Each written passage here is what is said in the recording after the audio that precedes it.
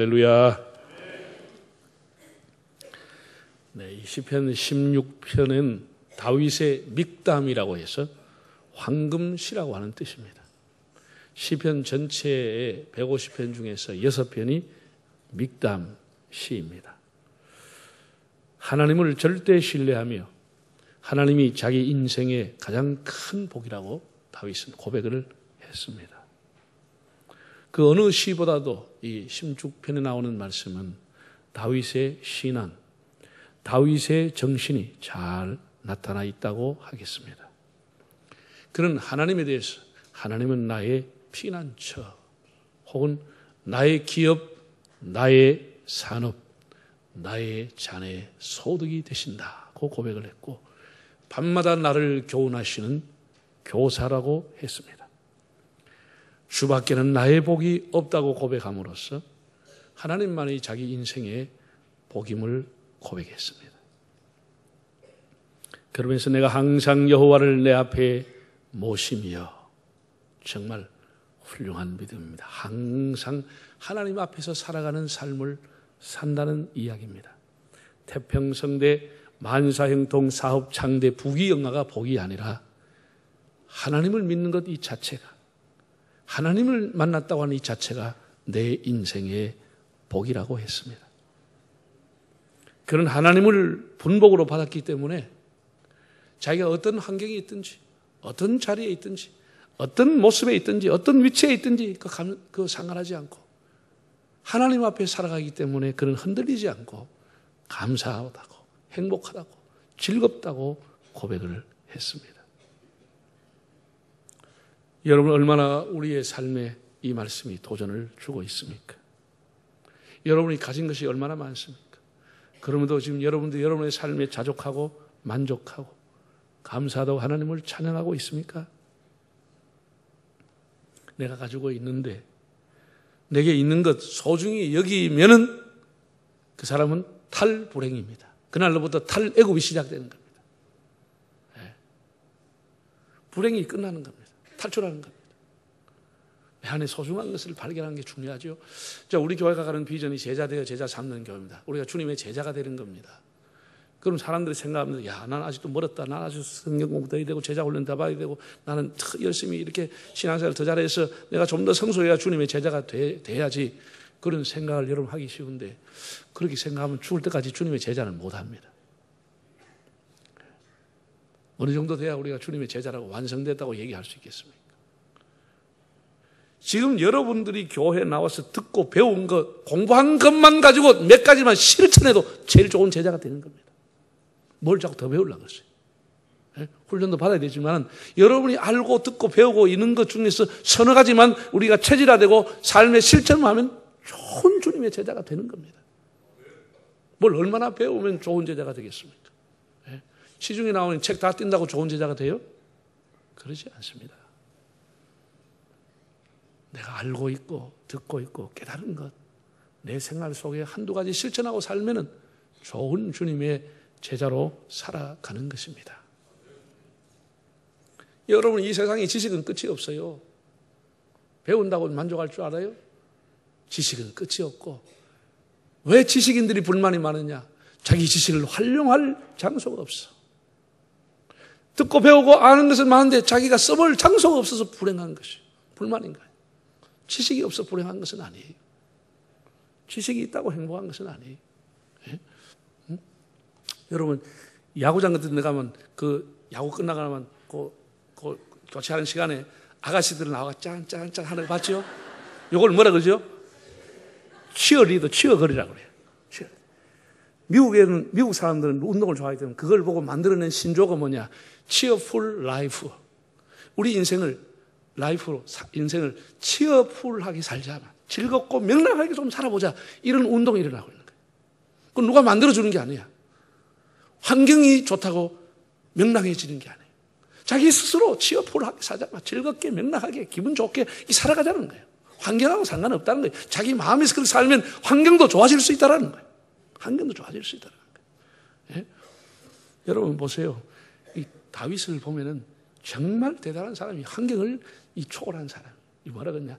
주밖에는 나의 복이 없습니다. 나의 기업이 실로 아름답습니다. 내 영혼도 기뻐하고 내 마음도 즐겁습니다. 그럼 자기가 뭐 대박이 터졌습니까? 뭐가 좋아가 이렇게 찬양을 합니까? 본문에. 자, 본문의 배경을 한번 1절 한번 읽어볼까요? 1절과 2절 중에 1절 읽어봅시다. 하나님이여 나를 지켜주셨어. 내가 주께 피하나이다. 하나님이여 나를 지켜주셨어. 내가 주께 피하나이다. 이 말의 의미가 뭐죠? 지금 굉장히 쫓겨다니고 있는 거예요. 지금 굉장히 쫓겨서 오늘 밤 어디서 자야 될지, 자다가 뭐 어디에 사람이 잡혀갈지 모르는 굉장히 불안한 속에 쫓겨다니고 주님께 피한다고 하면서 자기 영혼이 즐겁다는 거예요. 2절을 보세요. 내가 여호와께 아뢰되 주는 나의 주님이시오니 주밖에는 나의 복이 없습니다. 자, 이 뭐 환경이 대박이 터져가지고 부귀영화가 출세해가지고 지금 내 영혼이 기뻐하고 막 실로 아름답도다. 하나님은 내 인생의 축복입니다. 이렇게 찬양한 게 아니고 쫓겨다니면서 환경과 아무 상관이 없이 자기 마음 하나님을 찬양하고 있는 거죠. 하나님 찬양하는 거죠. 네? 이래 다윗의 신앙이 귀한 거죠. 내 인생이 쫓겨다녀도 내가 하나님을 만났다고 하는 이 자체가 내 인생 행복이다. 하나님이 내 안에 계시니 내 인생은 행복한 것입니다. 쫓겨다니면서 하나님을 찬양하는 거예요. 자, 그 다음에 또 5절과 6절 한번 읽어볼까요? 5, 6절. 여호와는 나의 산업가, 나의 자네 소득이신 나의 본깃을 지키시나이다. 내게 줄로 재어준 구역은 아름다운 곳에 있으며 나의 기업이 실로 아름답도다. 제가 생각해 봤어요. 여러분, 이스라엘 사람들이 여호수아가 가나안 땅에 들어가서 정복을 하고 정착을 하기 위해서 12지파를 대표를 불러 다 땅을 어떻게 줬죠? 제비를 뽑아서 분배를 했습니다. 이 참 황당한 얘기요. 지금 이렇게 하면 피 터집니다. 난리 납니다. 비슷한 지역을 다 골가가지고 디렉터로 딱 골가가지고 12개 해가지고 나눠줘도 앞에 있다 멀리 있다 시끄러울 건데 뽑아보니까 한쪽에는 비옥한 평야, 요단강이 흐르는 비옥한 평야, 아주 뭐를 심은지 잘 됐는지 풍요로운 땅이 있는가 하면 한쪽에는 완전히 산배이라, 산 꼭대기야. 해변가, 산 꼭대기. 아무것도 심어도 열리지 않은 그런데 제비 뽑아가 스불론, 납달리가 돼버리는 거예요. 그러니까 잠깐 이게 여러분 잘 들으세요. 우리가 하나님은 공평하다고 찬양하는데 하나님은 공평하십니까? 어떤 사람은 태어났는데 금수저로 태어났어. 어떤 사람은 막 진짜 지지리도 찢어진 가난한 집에 태어났어. 그것도 아빠는 죽어버리고 엄마도 다른 데 시집 가버리고 완전히 고하로 떨어졌어. 하나님 공평해요? 어떤 사람은 막 건강해. 어떤 사람은 막 장애자로 태어나가지고 옆에서 돌보지 않으면 음식도 못 넘어가. 3살, 2살 됐는데 수술 3번 받고 4번 받고 약골로 태어나.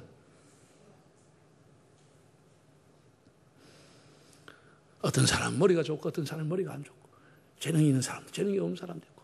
그런데 우리는 하나님은 공평하다고 찬양을 해요.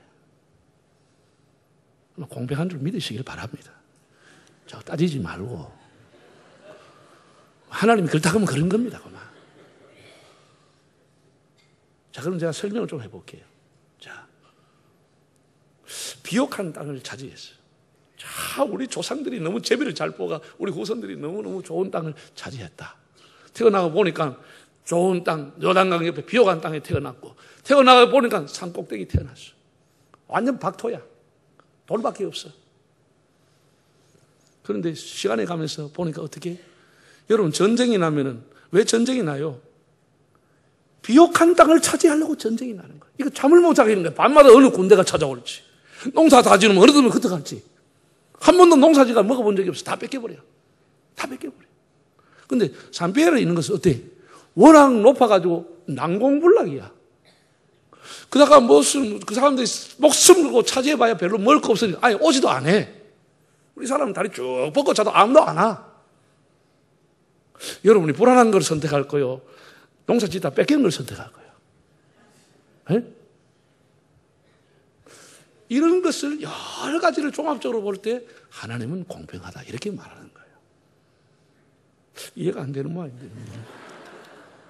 네, 저는 그렇게 느꼈습니다. 저는 그렇게 느꼈습니다. 어쨌든 이렇게 다윗이 하나님을 찬양하는데 하나님이 줄로 재어서 이 땅을 줬다는 거예요. 줄로 재어서 내게 준 이 지파, 줄로 재어준 땅이 너무너무 아름답다는 거예요. 네? 이게 얼마나 참 뭐 따지고 뭐 좋으니 안 좋으니 이게 점수 매기 하는 게 아니고 하나님이 주셨으니까 실로 아름답다는 거예요. 예? 작으면 작은 대로, 크면 큰 대로. 예? 여러분, 하나님이 주는 분복은 우리가 받으면 감사한 거예요. 내 얼굴, 내 재산, 내 재능, 내 지식, 내 건강조차도 하나님이 주신 분복이다. 이렇게 생각하고 살아가면 실로 아름다운 것이에요. 예? 다윗이 이걸 깨달은 거예요. 줄로 재어준 것, 내 인생의 아름다운 것입니다. 예? 애들이 오늘 수능을 쳤어요. 수능을 쳤는데 아이들이 이번 수능은 정말 2중고, 3중고로 고생을 해서 시험을 마쳤습니다. 마쳤는데 거의 대부분 아이들은 시험 점수가 이제 나오면 자기 의도한 만큼 안 나옵니다. 의도한 만큼 안 나옵니다. 생각한 만큼 안 나오게 돼 있습니다. 예. 그렇다고 낙심할 거 없고 내 의도와 다르게 하나님의 의도가 있는 것이에요. 내가 원하는 대학, 내가 원하는 학과는 못 가도 하나님의 의도대로 나를 움직여 가고 있는 거예요. 멀리 보면 하나님이 나를 인도하는 거야. 인도하는 거야. 그 일비하지 말고. 예? 우리 교회에서도 한번 설교를 모셨는데 제가 존경하는 목사님이 계세요.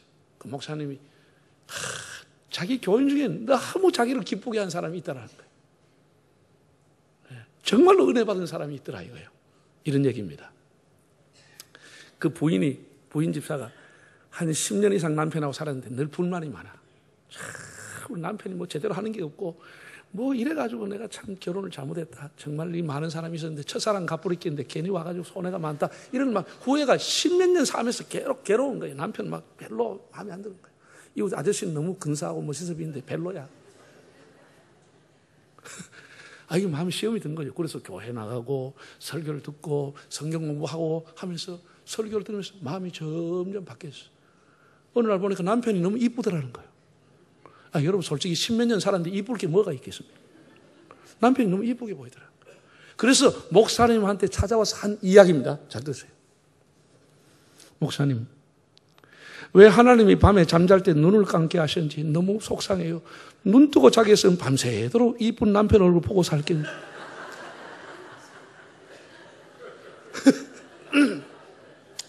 어떻게 생각하세요? 여러분 오늘 저녁에 가서 눈 뜨고 한번 자보세요. 아내 얼굴이 이쁜지 남편의 얼굴이 이쁜지 눈 뜨고 불을 가만히 켜놓고 눈 바짝 뜨고 한번 보세요. 이게 진짜 은혜 받은 사람이라는 거예요. 그 목사님 정말로 은혜 받은 사람. 10년 동안 그렇게 남편에 대해 만족을 못했고 불만스러웠는데 정말로 은혜 받은 사람이 이렇게 바뀌어지더라고요. 무슨 은혜를 어디가 찾냐? 기도 은혜가 왜 찾냐? 이게 은혜가 이렇게 이게 바로 은혜 받은 거다. 은혜 받은 거다. 왜 하나님이 눈 감고 잠을 자게 했는지 너무 속상하다. 여기 그런 분들 좀 안 계세요? 그게 은혜 받은 거예요. 왜? 잘 들으세요. 아내와 남편은 하나님이 줄로 재어준 구역인 것이에요. 하나님이 내게 주신 분복인 것이에요.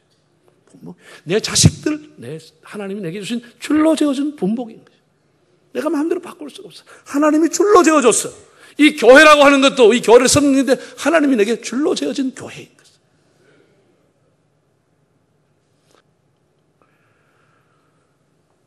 이걸 깨닫는 것이에요.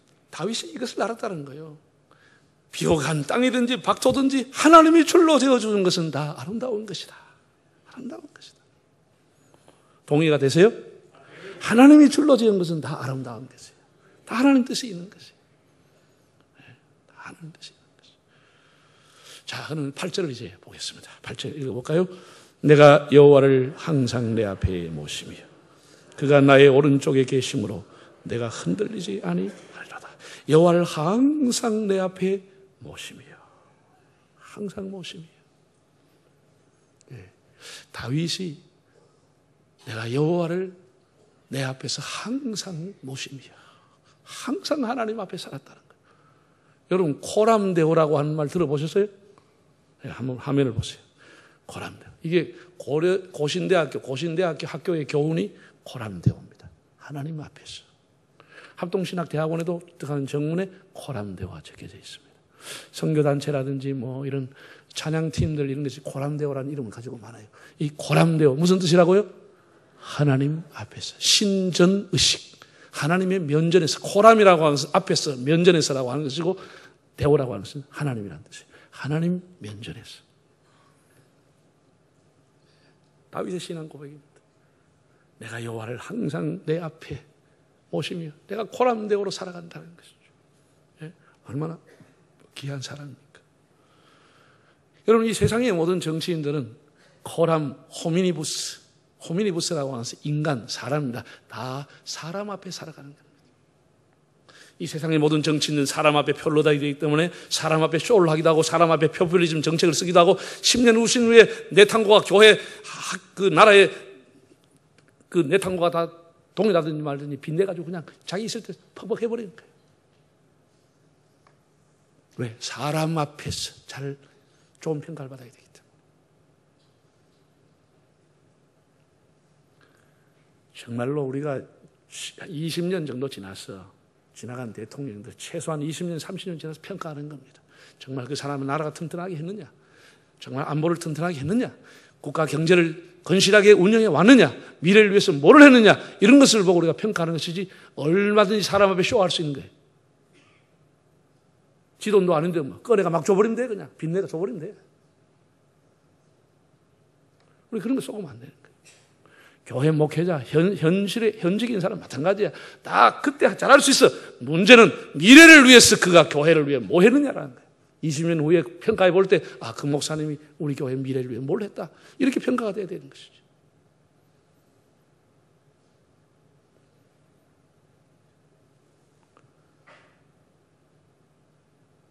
코람 호미니무스, 사람 앞에서. 우리는 사람 앞에 사는 사람들이 아니에요.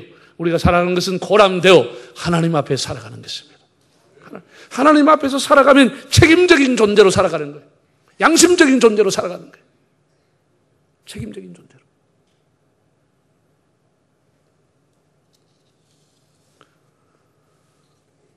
이 고람되오를 부르짖었던 원조의 사람을 제가 성경에서 발견했습니다. 이 사람이 노아라고 하는 사람입니다. 여러분, 노아는 당대의 완전한 자라고 그랬습니다. 완전하다고 하는 것은 물론 이제 사람이 볼 때 퍼펙트하다고 하는 것이지 하나님 볼 때 완전한 것은 아닙니다. 그런데 7장 1절에 보면 창세기 이런 기절이 나오는데 여호와께서 노아에게 이르시되 너와 네 온 집은 방주로 들어가라. 이 세대에서 네가 내 앞에서 의로움을 보았습니다. 하나님께서 노아를 볼 때 내 앞에서 의롭게 살았다고 평가해 준 거예요. 하나님 앞에서 의롭게 살았던 노아. 하나님 앞에서. 사람 앞에는 조롱을 받았지만 하나님 앞에서 의롭게 살았던 노아. 하나님 앞에 순종하고 살았던 노아. 내가 너의 의로움을 보았다. 하나님 이렇게 평가했어. 그리고 다윗도 역시 내가 여호와를 항상 내 앞에 모시고 산다라고 했어. 그가 범죄하고 난 이후에 시편 51편 11절에 보면 하나님 앞에 애통하며 기도하게 한 회개의 기도 중에 이런 기절이 나옵니다. 여호와여, 주 앞에서 나를 쫓아내지 마시옵고.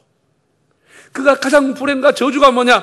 하나님 앞에 쫓겨나가는 것을 생각합니다. 하나님 앞에 살지 못하는 것이 너무 괴롭다는 것이죠. 하나님 앞에서 나를 쫓아내지 말라고 애통해하는 것을 보게 되는 것이죠. 여러분, 우리가 하나님 앞에 사는 것이 축복인 줄 믿습니다. 하나님 앞에 살아간다. 이 신전의식으로 살아가는 거예요. 항상 하나님을 의식하고 내 머리 위에 하나님이 계시고 나의 구원자, 나의 주권자, 내가 제일이 아니라 내 머리 위에 내 상전이 계신다고 하는 것. 다윗도 자기가 왕이었기 때문에 훗날에 자기 앞에 24시간 내시들이 호위하는 사람들이 자기를 옹호하고 자기 앞에 머리를 숙이고 자기 명을 받으려고 하는 사람이 있었습니다. 그러나 본인은 하나님 모시고 살아가고 있다. 이렇게 생각하는 거예요. 정말 대단한 믿음 아니에요? 네? 자기 앞에도 수많은 사람이 자기를 모시고 있지만 자기는 하나님 모시고 내 위에 상전이 계신다. 내가 하나님 모시고 있다라고 하는 거예요.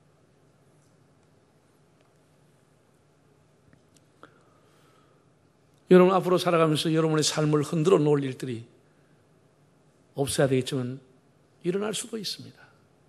여러분, 경주에 살고 있던 사람이, 포항에 살고 있던 사람이 세상에 이런 지진이 나서 자기 삶이 송두리째 흔들릴 줄 누가 알았겠습니까? 흥내 사람들이 누가 알았겠습니까? 예? 저 포항 쪽에는 포스코가 있어가지고 수백 개의 협력업체가 있어가 포항 쪽에는 교회도 잘 되고 그냥 다 사업도 잘 되고 그냥 모든 게 다 포항은 그냥 만사 오케이. 개도 1,000원짜리 좀 안 물고 10,000원짜리 물고 다니는 동네가 포항이에요. 그만큼 경제가 좋았던 동네, 세상에 지진이 터져가지고 포항을 탈출한다는 게 탈포항이에요, 탈포항. 기가 막힌 일 아니에요. 앞으로 우리가 살아가면서 어떤 놀라운 일이 일어날지는 아무도 모릅니다. 그러나 여러분, 확실한 것은 우리가 하나님 앞에 살아가면 요동하지 않는 겁니다. 다윗은 내 인생은 하나님 앞에 있으므로 흔들리지 않습니다. 이게 그의 신앙이었어요. 얼마나 귀한 사람입니까?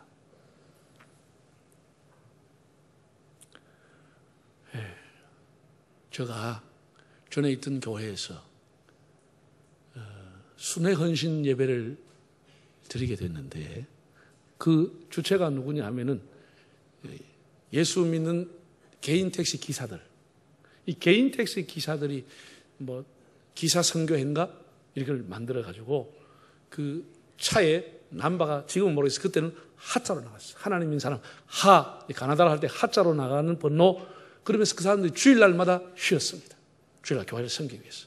그래서 선교회를 만들어 가지고 이제 교회 다니면서 순회 예배를 드렸거든요. 근데 저희 교회가 이제 수차례가 돼서 우리 교회 오시겠다고 해서 오시라고 그랬는데 택시 개인 택시 한 분에 한 30명 정도가 오셨는데 다 이렇게 조끼를 입고 기사 선교회 마크를 달고 왔어요. 그 회장님이 간증한데 내가 너무 감동을 받았어요. 자기 사역을 소개하는데 뭐라고 하느냐 이런 겁니다. 자기 아침에 일어나서 차에 닦아서 올라타가 시동 걸기 전에 먼저 기도한대. 하나님, 오늘도 하나님 저희 안전을 지켜주시고 이제 이 문을 열고 손님이 탈 때마다 그 손님에게 예수 그리스도의 향기가 드러나게 해주십시오. 이제 주님, 제가 시동을 걸고 달리는 교회를 운영하겠습니다. 하나님이 이곳에 계시는 지성소가 되어주십시오. 이렇게 기도하고 하루를 시작한다. 내가 너무 감동을 받았어. 내가 나하고 인사하면서 그랬으면 격려하면서 오늘 그 회장님 굉장히 감동이 된다. 당신은 택시기사가 아니고 택시 안에 있는 목사입니다. 바로 영적인 제사장입니다. 목사보다 더 귀한 사람입니다. 달리는 교회에 당신은 담임 목사입니다. 여러분 어떻습니까? 우리가 하나님 앞에 살아가고 하나님 모시고 살면 여러분의 삶의 자리가 어디에 있든지 그곳이 하나님의 성전이 되고 하나님의 지성소가 되는 곳입니다. 하나님이 임재하는 곳이 되는 곳이. 부르신 곳에서 나는 예배하네. 어떤 상황에도 나는 예배하네. 부르신 곳에서 나는 예배하네. 어떤 상황에도 나는 예배하네. 여러분의 삶의 자리가 가정에 있든지 직장에 있든지 뭐 천한 자리에 있든지 어떤 자리에 있든지 우리 마음에 하나님 모시고 살아가면 그것은 성전이요 하나님이 임재하는 지성소가 되는 것입니다.